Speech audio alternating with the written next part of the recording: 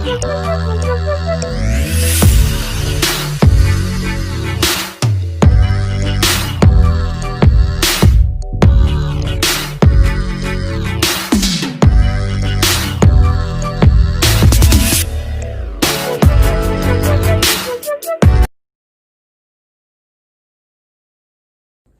Morning class. National inter college Aladatpur Sidhauli Sitapur की online classes में आपका स्वागत है। मैं कमलेश अवस्थी आज आपको बताऊंगा 10th में सबसे पहला चैप्टर है रासायनिक अभिक्रिया एवं उनके प्रकार। जैसा ही नाम लिखा हुआ है रासायनिक अभिक्रिया एवं उनके प्रकार, सबसे पहली बात जान लीजिएगा कि रासायनिक अभिक्रिया होती क्या है, किस प्रकार से होती है, क्या रीजन है उसका। जैसे हम देखते हैं जल और नमक, जल और नमक दो चीजें हमने लिया और एक चीज बनी नमकीन पानी। ये सभी लोगों ने देखा होगा आमतौर से, जल और नमक को एक साथ में मिलाएंगे तो हमारा प्रयास क्या प्राप्त होगा, नमकीन पानी। जैसे दूध से दही, दूध है, अभिक्रिया होती है कोई एक और उसके बाद प्राप्त क्या होता है, दही। दूध से दही प्राप्त हुआ। ये आमतौर पे हम देखते रहते हैं कि ये प्रक्रियाएं होती रहती हैं, लेकिन इससे हम जानकारी नहीं होती कि कौन सी अभिक्रिया हो रही है, किस प्रकार से हो रही है। इसी को हम बोलते हैं रासायनिक अभिक्रिया। दो पदार्थ हम लेते हैं, लेकिन वो अपने जो बनता पदार्थ है उससे मूलतः भौतिक तथा रासायनिक गुणों में उसके भिन्नता होती है। मतलब जो नमकीन पानी है इसमें इसके मूल पदार्थ के गुण नहीं पाए जाते हैं, ये अपने मूल पदार्थ से एकदम भिन्न होता है, क्योंकि इसमें देखिएगा पानी अलग है और नमक क्या है, अलग है। पानी का गुण अलग है और नमक का गुण अलग है। प्राप्त क्या हो रहा है, नमकीन पानी। परिभाषा हम इस प्रकार से रख सकते हैं कि ऐसी अभिक्रिया जिसमें हम दो या दो से अधिक पदार्थ लेते हैं, अभिक्रिया होने के बाद एक नया पदार्थ प्राप्त होता है जो अपने मूल पदार्थ से सर्वथा भिन्न होता है, उसे हम रासायनिक अभिक्रिया कहते हैं। अभी हम आपको लिख के बता रहे हैं रासायनिक अभिक्रिया किसे कहते हैं। जैसा कि हमने लिखा है रासायनिक अभिक्रिया, दो या दो से अधिक पदार्थ मिल करके, अभी हमने बताया था एक एग्जांपल भी उसी प्रकार से परिभाषा हमने सेम उसी उदाहरण को देखते हुए लिख दी कि दो या दो से अधिक पदार्थ मिल करके एक या एक से अधिक नए गुणधर्म वाले पदार्थ का निर्माण करते हैं। इस प्रक्रिया को हम रासायनिक अभिक्रिया या रासायनिक अभिक्रिया कहते हैं। ये अपने मूल पदार्थ से भिन्न होते हैं। जो नया पदार्थ बनता है वो अपने मूल पदार्थ से क्या होता है, भिन्न होता है। इसे हम रासायनिक अभिक्रिया कहते हैं। कुछ परिवर्तन होते हैं, रासायनिक अभिक्रिया जब होती है तो कुछ परिवर्तन होते हैं। जैसे होता है अवस्था में परिवर्तन, अवस्था में परिवर्तन। दूसरा होता है रंग में परिवर्तन, रंग में परिवर्तन। तीसरा होता है ताप में परिवर्तन।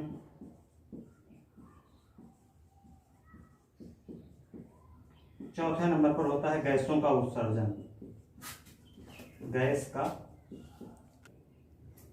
उत्सर्जन, गैस का उत्सर्जन।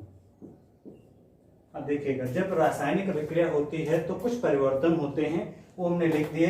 अवस्था में परिवर्तन सबसे पहले होता है कि यदि हम ठोस ले रहे हैं पदार्थ, अवस्था जानते हैं हम तीन प्रकार की अवस्थाएं पाई जाती है, ठोस, द्रव और गैस। अवस्था में परिवर्तन होता है यदि हम कोई ठोस पदार्थ ले रहे हैं तो जरूरी नहीं कि अभी रासायनिक अभिक्रिया होने के बाद वो ठोस अवस्था में ही प्राप्त होता है, वो गैस में प्राप्त हो सकता है, द्रव में भी प्राप्त हो सकता है। रंग में परिवर्तन हो जाता है, जरूरी नहीं कि हम जो रंग ले रहे हैं उसी रंग में प्राप्त हो। लाल रंग का हम कोई चीज ले रहे हैं, नीले तोते के साथ अभिक्रिया करा रहे हैं, हम सिंदूर के साथ अभिक्रिया करा रहे हैं तो उसका रंग क्या हो जाता है, परिवर्तित हो जाता है। ताप में भी परिवर्तन हो जाता है, उसका ताप भिन्न भिन्न हो जाता है। हम अभिकारक का जो चीज लेते हैं उसका ताप अलग होता है और जो प्राप्त होता है उसके बाद उसका ताप अलग होता है। गैसों का भी उत्सर्जन होता है जब रासायनिक अभिक्रिया होती है। आगे चल के आप लोग पढ़ेंगे रासायनिक अभिक्रिया किस प्रकार से है सिस्टम इसका, तो उसमें आपको दिखाई पड़ेगा कि गैसों का उत्सर्जन होता है। ये चार परिवर्तन हमने बताया, अवस्था में परिवर्तन, रंग में परिवर्तन, ताप में परिवर्तन और गैस का उत्सर्जन। ये चार परिवर्तन होते हैं। देखिएगा अवस्था में परिवर्तन में बताया। अब ये है दैनिक जीवन में होने वाली रासायनिक अभिक्रियाएं। कौन सी ऐसी रासायनिक अभिक्रियाएं जो दैनिक जीवन में होती हैं, इनका हम पता नहीं चल पाता है कि ये रासायनिक प्रक्रिया हो रही है या नहीं हो रही है, लेकिन ये दैनिक जीवन में अब जब हम लिखे हैं भोजन का पाचन, जैसे हम दाल चावल इत्यादि खाते हैं, लेकिन हमारे शरीर को जो आवश्यकता होती है वो प्रोटीन, कार्बोहाइड्रेट, वसा, विटामिन, एंजाइम्स इत्यादि की आवश्यकता होती है। ये हमारे शरीर के अंदर जाता है, पाचन की क्रिया होती है। छोटी आंत, बड़ी आंत में, आमाशय में आप लोग बायो में सब पढ़ चुके हैं किस प्रकार से पाचन की क्रिया होती है।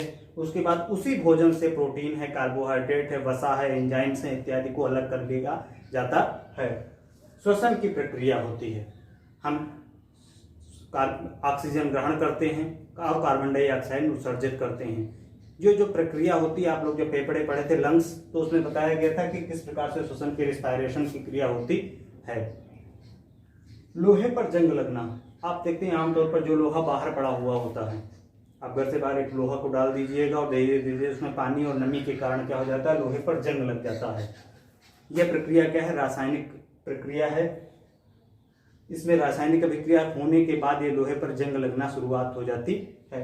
दूध से दही का बनना, दूध से जब दही बनता है तो यह एक रासायनिक अभिक्रिया के अंतर्गत आता है। ये 4 चीजें हमने बताई, भोजन का पाचन, सांस का लेना, लोहे पर जंग लगना, दूध से दही का निर्माण। ये 4 रासायनिक अभिक्रियाएं हैं जो दैनिक जीवन में होती हैं। रासायनिक अभिक्रिया में 2 चीजें होती हैं, अभिकारक और उत्पाद। अभिकारक क्या है, ऐसे पदार्थ जो रासायनिक अभिक्रिया में भाग लेते हैं उन्हें अभिकारक कहते हैं। और जो रासायनिक अभिक्रिया के बाद बनते हैं या प्राप्त होते हैं उन्हें हम उत्पाद कहते हैं। जैसे हम बता रहे हैं, जैसे हम हाइड्रोजन प्लस ऑक्सीजन लेते हैं और हमें प्राप्त क्या होता है, जल। तो ये 2 चीजें क्या हैं, हाइड्रोजन और ऑक्सीजन क्या है, हमारा अभिकारक है, और ये क्या है, उत्पाद। अंग्रेजी में इसे रेजिडेंट और इसे प्रोडक्ट बोलते हैं।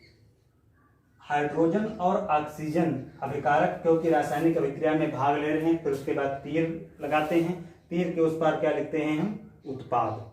एक उत्पाद बन रहा तो एक उत्पाद लिखेंगे, यदि 2 उत्पाद बन रहे हैं तो प्लस लगा करके हम 2 उत्पाद लिखेंगे। एक बार फिर से देख लीजिएगा, अभिकारक क्या है, ऐसे पदार्थ जो रासायनिक अभिक्रिया में भाग लेते हैं उन्हें हम अभिकारक कहते हैं। जो रासायनिक अभिक्रिया के बाद बनते हैं या प्राप्त होते हैं उन्हें हम उत्पाद कहते हैं।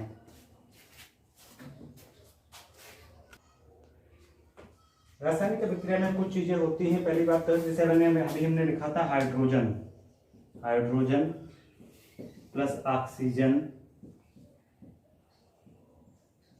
मिलकर के जल का निर्माण हो रहा था। इनको हम सबसे पहली बात है प्रतीकों के माध्यम से लिखते हैं। आप लोगों ने 9th में पढ़ा था कि हाइड्रोजन के लिए क्या लिखा जाता है, ऑक्सीजन के लिए क्या लिखा जाता है, और जहां पर यौगिकों के सूत्र पढ़े थे वहां पर लिखा था कि जल के लिए क्या लिखा जाता है। तो सबसे पहली बात है कि हम प्रतीकों के रूप में किसी भी रासायनिक अभिक्रिया को सरल बनाने के लिए हम क्या करते हैं, प्रतीक का इस्तेमाल करते हैं। ये हाइड्रोजन के प्रतीक के लिए हाइड्रोजन, ऑक्सीजन का प्रतीक ऑक्सीजन के रूप में, और जल के लिए यौगिक के जो महान सूत्र लिखे जाते हैं। कुछ चीजें और भी होती हैं, जैसे ठोस है, यदि हम यहाँ पर हाइड्रोजन को ठोस ले रहे हैं तो हम उसके नीचे क्या बना देते हैं, स्मॉल एस, इस प्रकार से लिख देते हैं। यदि हम कोई चीज लिक्विड ले रहे हैं तो हम क्या लिख देते हैं, एल। जहाँ यदि हम कोई गैस ले रहे हैं तो हम क्या लिख देते हैं, जी। ये प्रतीक के नीचे यहाँ पर साइड में छोटा सा लिख दिया जाता है कि ये यस है। यहाँ पर जैसे जली विलयन है तो एक्वस सॉल्यूशन, जल है तो जल लिक्विड है, जली विलयन है तो हम ए क्यू लिखते हैं, ए क्यू, एक्वस सॉल्यूशन। इसे सॉलिड, लिक्विड, गैस, और जलीय विलयन को अंग्रेजी में बोला जाता है एक्वस सॉल्यूशन, जलीय विलयन। अब हम आपको बताएंगे रासायनिक समीकरण को किस प्रकार से संतुलित किया जाता है। ये कोई रासायनिक अभिक्रिया लिखी हुई है, Fe प्लस H2O। Fe की अभिक्रिया में H2O से साथ करा दी, प्राप्त होता है Fe3O4 प्लस H2। इसे हम संतुलित किस प्रकार से करेंगे। संतुलित का मतलब होता है, जहां पर बात आती है संतुलन की, संतुलन का मतलब होता है अभिकारक। ये क्या थे, अभिक्रिया में भाग ले रहे हैं तो इसे हम क्या बोलेंगे, अभिकारक, और ये प्राप्त हो रहे हैं इसे हम क्या बोलेंगे, उत्पाद। अभी हम बता चुके हैं कि अभिकारक किसे बोलते हैं, उत्पाद किसे बोलते हैं। अभिकारक और उत्पाद यदि बराबर हैं तो संतुलित है। तराजू के दो पलड़े हैं, एक तो अभिकारक और दूसरे पलड़े में क्या रखा हुआ है, उत्पाद। यदि दोनों पलड़े बराबर हैं तो क्या है, समीकरण क्या है, संतुलित है। तो समीकरण कैसी है, संतुलित समीकरण है। देखा जाए यहाँ पर Fe के कितने अणु हैं, 1, और यहाँ पर Fe के कितने अणु हैं, 3। इसका मतलब Fe क्या है, असंतुलित है। यहाँ पर H के देखे जाए 2 अणु हैं, यहाँ पर H के 2 अणु हैं, संतुलित है। लेकिन यहाँ पर देखा जाए O के कितने अणु हैं, 1 अणु है, लेकिन यहाँ पर O का क्या है, कितने अणु हैं, 4 अणु हैं। सबसे पहले संतुलित करने के लिए 6 से 7 स्टेप हैं। 7 स्टेप में अभिक्रिया को संतुलित किया जाता है। सबसे पहला स्टेप है हमारा कोष्ठक बनाते हैं। सबसे पहले क्या करेंगे, हम कोष्ठक बनाएंगे। जितने भी तत्व लिखे हुए हैं सबके बाहर एक कोष्ठक बना दीजिएगा। हमने कोष्ठक बना दिया सभी के बाहर। बहुत ही सरल तरीका है। सबसे पहले क्या कर दीजिएगा, सभी जितने भी तो यौगिक लिखे हुए या तत्व लिखे हुए उनको क्या कर दीजिएगा, कोष्ठक के अंदर बंद कर दीजिएगा। कोष्ठक के अंदर बंद करने के बाद फिर हम एक सारणी बना लेते हैं। सबसे पहले क्या लिखेंगे, कोष्ठक। ये सारी चीजें लिखवा चुके हैं हम क्लास में। 1 नंबर पे हो गया कोष्ठक। दूसरे नंबर पे क्या बनाएंगे, हम सारणी बनाएंगे। क्या बनाएंगे, सारणी। अभिकारक, उत्पाद और तत्व। हम एक सारणी बना लेते हैं। सारणी में हमने लिख दिया तत्व है Fe, H और O। Fe लिख दिया, H लिख दिया, O लिख दिया। यहाँ पर भी हमारे अब देख लेते हैं अभिकारक में कितने अणु हैं, 1। यहाँ पर कितने अणु हैं, 3। H के कितने हैं, यहाँ पर 2। यहाँ पर कितने हैं, 2। यहाँ पर O का कितना है, 1 अणु। यहाँ पर O के कितने हैं, 4 अणु। अब हम लिख सकते हैं कि उपरोक्त सारणी से स्पष्ट हो रहा है कि Fe तथा ऑक्सीजन, मतलब लोहा और ऑक्सीजन, दो चीजें क्या हैं, असंतुलित हैं, जबकि हाइड्रोजन क्या है, संतुलित अवस्था में है। ये दूसरा स्टेप हो गया। तीसरे स्टेप पर हम क्या करेंगे कि अब इसे हम गुणा किस प्रकार से किया जाए जो ये चीज संतुलित हो जाए। अब हम बताएंगे इधर से किस प्रकार से इसको गुणा किया जाए। यदि Fe को हम 3 से, यदि इस अभिकारक के Fe को हम क्या करें, 3 से गुणा कर दें, और H2O को, क्योंकि कोष्ठक लगा हुआ है तो इस पूरे कोष्ठक को हम गुणा करेंगे। इसको यदि 4 से गुणा कर दें हम, तो लिख देंगे कि अभिकारक के Fe को, अभिकारक के Fe को 3 से तथा H2O को 4 से गुणा करने पर, यदि Fe को 3 से गुणा कर दे तो Fe बराबर हो जाएगा। अब आगे देख लेते कि H2O किस प्रकार से बराबर होगा। हमने गुणा कर दिया, चौथे स्टेप में क्या कर देंगे, गुणा करने के बाद लिख देंगे 3Fe प्लस 4H2O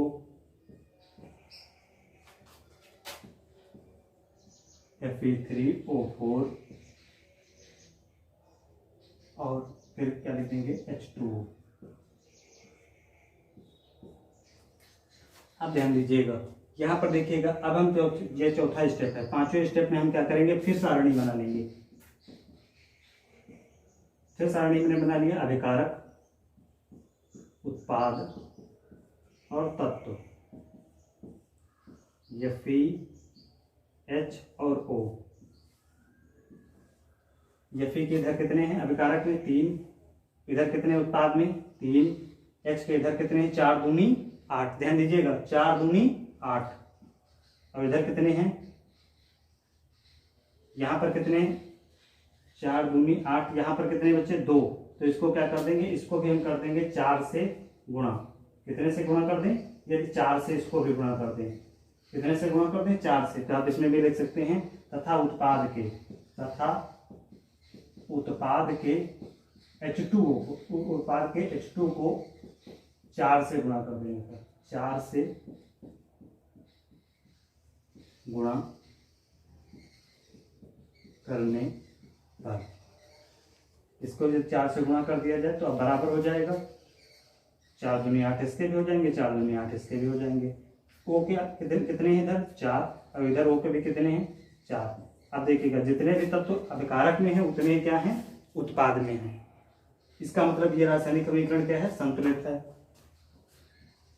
अब इधर हम लिख रहे हैं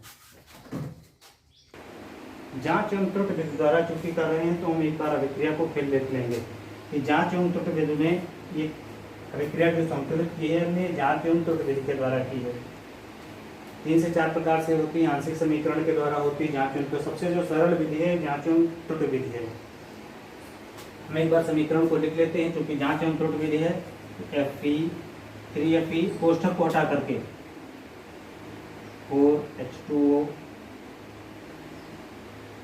Fe3O4 प्लस 4H2। अब देखिएगा एक बार फिर से चेक कर लेते हैं। 3 Fe के हैं इधर, उधर 3 Fe के हैं, इधर भी 3 हैं, इधर 4 दूनी 8 H के हैं, उधर भी 4 दूनी 8 H के हैं, इधर 4 O के हैं और इधर भी 4 कितने हैं O के हैं। इसलिए समीकरण क्या है? संतुलित समीकरण है, संतुलित समीकरण है। एक बार फिर से देख लीजिएगा। सबसे पहले हम कोष्ठक लगाते हैं रासायनिक अभिक्रिया में, दूसरे नंबर पर हम अभिकारक और उत्पाद की सारणी बनाते हैं। जो चीज़ कम होती है उसको हम गुणा कर देते हैं। जैसे हमने यहाँ पर देखा कि अभिकारक के Fe को 3 से गुणा कर दिया जाए, H2O के 4 से गुणा कर दिया जाए, लेकिन उसके बाद भी क्या हो रहा था? हाइड्रोजन असंतुलित हो रहा था। तो हमने लिख दिया तथा उत्पाद के H2 को हम 4 से गुणा करने पर, हमने गुणा करके लिख दिया, सारणी बना दी। सारणी में देखा कि Fe और हाइड्रोजन और ऑक्सीजन तीनों चीजें क्या हैं? संतुलित अवस्था में हैं। हमने पूरी सारणी लिख दी। सारणी लिखने के बाद हमने एक बार समीकरण को फिर से पुनः चेक कर लिया कि सारी चीजें बराबर हैं। Fe के 3 हैं, इधर Fe के 3 हैं, इधर O के 4 हैं, इधर O के 4 हैं, इधर H के 8 हैं, इधर H के भी कितने हैं? 8 हैं। इस प्रकार से यदि मिल रहा है तो रासायनिक समीकरण को जांच एवं त्रुटि विधि के द्वारा संतुलित किया गया। हमारे चैनल को आप सब्सक्राइब करिए, लाइक करिए, और जो भी आपको समझ में नहीं आता है वो हमारे कमेंट बॉक्स में लिख करके हमारे पर्सनल नंबर पर भी आप भेज सकते हैं और कमेंट बॉक्स में भी लिख सकते हैं।